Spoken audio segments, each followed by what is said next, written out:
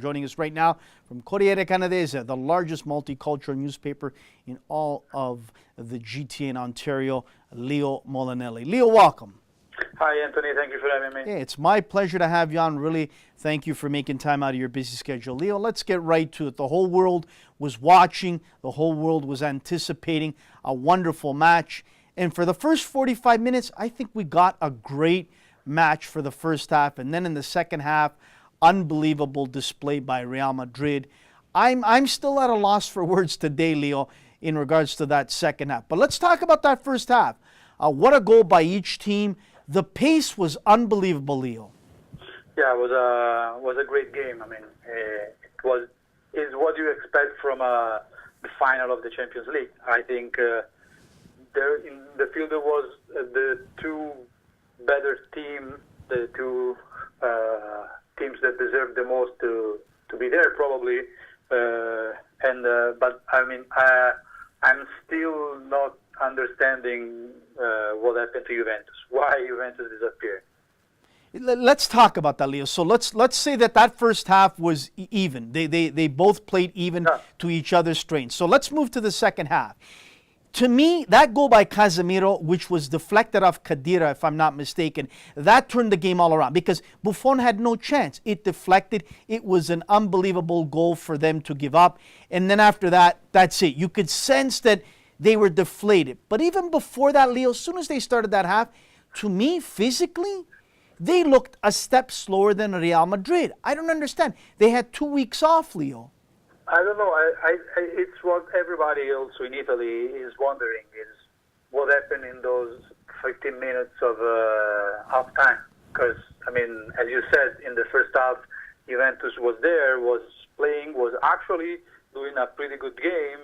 They were unlucky with the Ronaldo goal, but they scored the most beautiful goal in this edition of the Champions League with Mandzukic. And then, I don't know, I mean, I was one of those people who was sure 100% that Juve would have won because they made a perfect Champions League so far till the final. But I'm a Milan fan, so I know what's going on with losing final like we happened to in Istanbul when we were winning 3-0 and then in 6 minutes we went to 3-3 with Liverpool. So I know what happened when you lose everything, but I wasn't expecting it all. And I don't know if it's physical. I think it's more mental stuff. Leo, let's talk about the insertion of Cuadrado. I think it was too late, that insertion. I believe that should have been made right at the start of the second half. I think he was hungry. He had fresh legs. He brought a lot more to the table. And you could sense that the back end there of Barzagli and Bonucci, you know, they're in their 30s. You could sense that they had a lot of mileage on them, even in that first half, that maybe he needed to make that change earlier, Allegri. Could be, but you need to think also that Cuadrado, since the 2 games against Barca, was really in a bad period of shape. It wasn't the Cuadrado that we admire in the first part of the season or till that game with Barca. So I think that Allegri probably didn't trust him too much. And for the defense, I don't know what to say. I mean, they concede 3 goals, if I'm not wrong, in the game before. And I just think that, I mean, Juventus lost 7 final out of 9, and they are now at the 5th final in a row that they are losing. I think that something mentally caused them. I mean, they start to be scared. If you listen what Buffon said at the end of the game, we thought we were ready to play against Real like at the same level by being in the same position of them. And probably in the first half they did, but I don't know why in the second half they seem, I mean, another team. And I don't think that even Cuadrado could help. And about Cuadrado, let me underscore how bad was the behavior of Sergio Ramos when he was, I mean, when he he dived that way against Quadrado. Yeah, I mean, that was a joke. I mean, you and I were talking about that via text after the game, and I thought that was a disgrace because a lot of kids worldwide are watching this, and we don't need them to see this kind of garbage, honestly, Leo. We know what type of player Ramos is, but we know also there's players on Juventus that have done this in the past. We understand that. But in the biggest game worldwide that's being watched, Ramos didn't need to do that at all. I mean, I talk about Ronaldo, who has an attitude and is arrogant, but at least the guy doesn't do these stupid things at all. All he does is win and score big goals. Absolutely. I'm with you with Ronaldo not being the most cool guy in the world, but I mean he's a pro and he never behaved like that, or at least never in that way. The thing that surprised me the most is how he died, how he did that. I mean, because sometimes that kind of simulation can be part of the game, if you can understand me. I mean, I don't want to blame... No, but Leo, at that part of the game, sorry to interrupt, Leo, but at that part of the game, what was it, 3-4-1 already? The game is sealed, is finished. Why are you doing that? No, exactly, but also the dynamic of the scene. I mean, it was no sense to do that. I mean, and it was really something that is only despicable, in my opinion. Absolutely. I couldn't agree with you more. I mean, you wouldn't see this from players like Morata. You wouldn't see it from Ronaldo, Modric. You wouldn't see it from players like this, Leo. They're all class. I mean... and I mean, and it's bad for Real Madrid because this guy is now the image. And I mean, he is the captain and they got captain.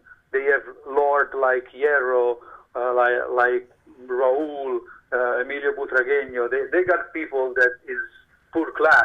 And I mean, this thing is a little bit disgraceful. I mean, Zinedine Zidane is all class. Beautiful player, unbelievable coach. I'm surprised that he himself, maybe even after the celebration was all over and done with, didn't pull him inside and said, shame on you. This doesn't represent us or me as a coach. You should have never did that. Because we know Zidane from Italy, from the France national team, Real Madrid and on. He would never accept something like this. You know that Zidane is also the guy that... but we know that with the World Cup, Leo. We understand that. The World Cup. But that's different. The game at that point, Leo. The game at that point, Leo, at the World Cup was equal, 0-0. He made a grave error. The game that Ramos and he did this, it was already gone, Leo. There was no sense in doing that. Yeah. And there was no. I absolutely agree with you. I mean, there was absolutely no reason to do that. It was just plain despicable. Let's talk about this team. I mean, this team, Real Madrid, to me, is a surprise the way that second half started, the way they didn't stop. It was like a train that was unstoppable, Leo. And again, I want to go back to the level that they put it in that second half, physically speaking, not just tactically and scoring the goals, Leo, but they looked fresher, they looked hungrier, and Juventus looked slow. I mean, to me, Higuain, I'm sorry, Leo, if I'm a Juve fan, I look and I say to myself, wow, all this money invested in this player, and this is what he gave us? Unbelievable. Yeah, you make a lot of great points. I think that first of all, Real Madrid probably played the best game in this season, because for a long part of the season they were not so good in playing. But I mean, it's one of the top. I mean, they won three Champions League out of four, and the fourth one they went out in the semifinal against Juventus.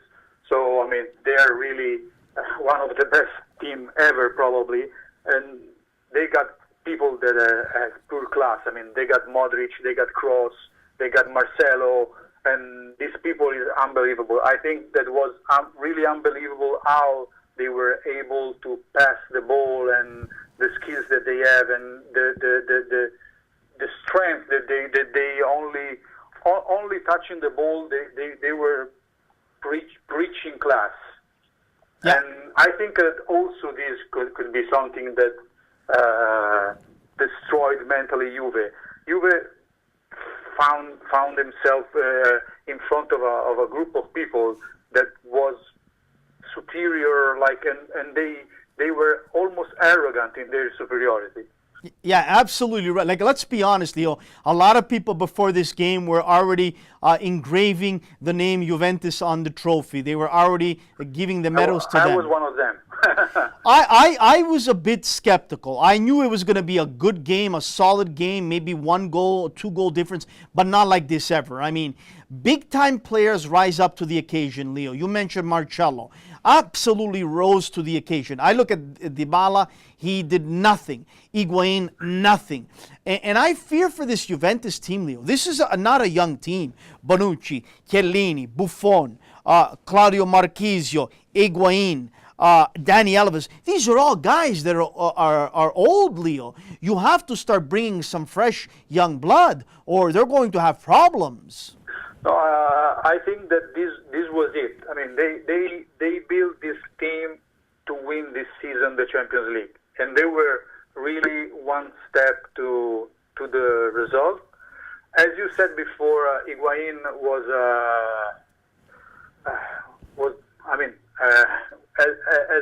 had not a good game, and actually almost always happened with him in the final. And he's not really a guy that is really good in the games that didn't really count. But I think that probably there was a line from Juventus in the last few weeks. They start conceding a lot of goals in Serie A with Atalanta, with Roma. They start having less points. And I've heard Del Piero a few weeks ago saying that once that you push the brake, it's not easy to come back to go 100%.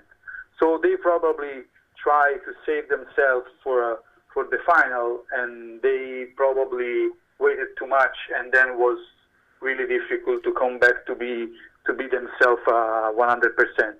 I still think that a Juve playing 100% could be competitive against this Real Madrid. They were not 100%. They lost in their most strength point, that was the defense. That was really bad. And in my opinion, even Buffon, you cannot say that is the guy that made mistakes in those goals, but he wasn't the Buffon that we used to see in this season. No, I agree with you 100%, Leo, but that's my concern now if I'm a Juventino, if I'm a supporter of Juve. Looking at this squad again, Leo, I believe there's going to be lots of turnover, many new faces. I believe guys like Bonucci might say, hey, maybe it's time to try my luck in England, in the Premiership. And then we look at Dybala. We're hearing Manchester United that wants him, or Chelsea. I'm looking down this list. I believe a lot of these players could be gone. I mean, Barzagli is getting up there in years. Buffon the same. On and on and on. This could be maybe 3/4 of the team completely different before next year starts for Serie A. And looking at the other end at Real Madrid, I make a couple changes and they can knock on the door again for a final, Leo. Oh, of course. I mean, but Real Madrid, we know Real Madrid is the history of the soccer. I mean, it's not news. About Juventus, you're right. I mean, Buffon was really down after that loss, and I mean, I've just read that they are offering 14 million for Szczęsny to Arsenal as a backup. So it's probably, I mean, I think that Buffon is going to do another season for playing the World Cup, and then we're gonna see if he's gonna still playing or if he's gonna retire.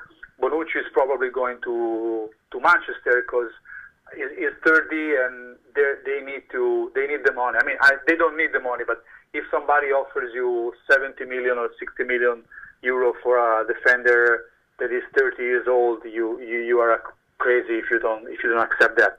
And probably Alexandro could go to Manchester City to Guardiola, and Chiellini is 33 years old, as you said, Barzagli 36. They got fresh blood because they got Rugani, they got Benatia.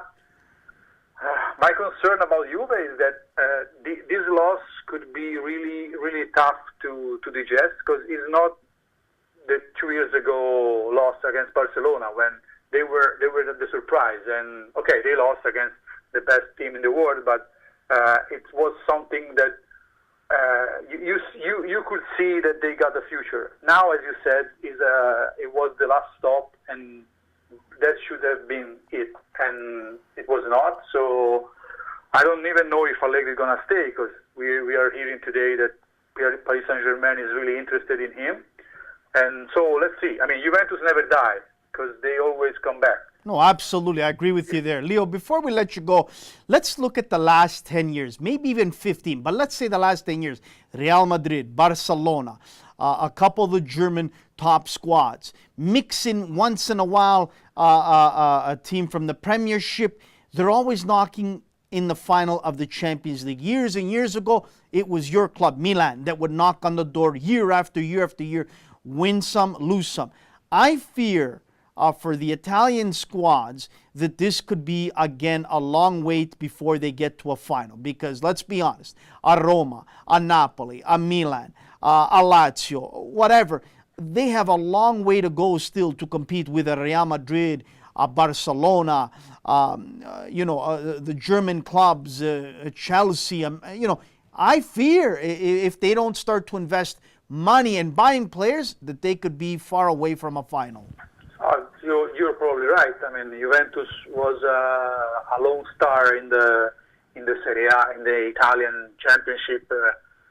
In Champions League. And but this season, Napoli wasn't bad. I mean, they go out against the champions. So and they were able to play really good for 50 minutes at Santiago Bernabeu.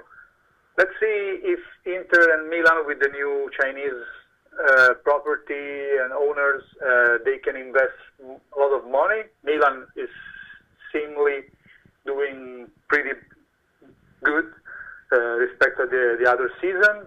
Inter has Suning that has lots of money, and if they are able in 2 or 3 seasons to come back to champions, they obviously need time, but as you said, probably it's gonna take a few more years to see another Italian team in the final. Let's hope it's not too long. But the danger is this, Leo, that players don't want to go back to Italy. We heard Morata saying, no, I want to stay with Real Madrid. We're hearing other players that they want to go play with Barcelona, Real Madrid, Villarreal. They want to play with Chelsea, Man U. Some will even go to China before they come back to Italy. What's it going to take to start to attract the players like they had in the 80s and early 90s in Italy, like they did back then?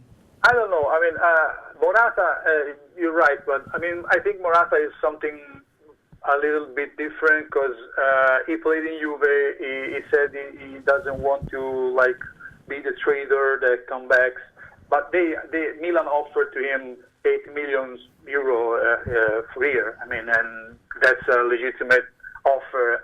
I think that money is what makes the difference. If Italian teams are coming back to give that kind of salary to the players are gonna coming back to Italy. I mean, we have to see also if Brexit in England is gonna have some consequence, because if they get out of the European Union, something is gonna change for them as rules for people to play in there. I mean, there's lots going on, and for example, Atletico Madrid now cannot do market for next summer. So something is changing. If Italian clubs can spend money, Juventus, for example, has a lot of money to spend. They can now really compete with Bayern and not Manchester and Real and Barcelona, but they can actually spend a lot of money. So I think that slowly something is coming back. But the important thing is that we need managers that are able to buy the good players, because if we still buy like the Essien that is retiring from Chelsea and this kind of player, is not worth it. I mean, if Italian club can spend money for good and young players, I think that Italy could come back easily. Leo, great to have you on. Great analysis on your part on the Champions League final. unfortunately, that second half was something that you and I and many Juventini fans would like to forget worldwide. But congratulations to Real Madrid, Zinedine Zidane, and Cristiano Ronaldo. They are deserved winners. Leo, thank you so much again. Appreciate you joining us. Keep up the great work at Corriere Canadese, my friend. Thank you very much. Pleasure to be here.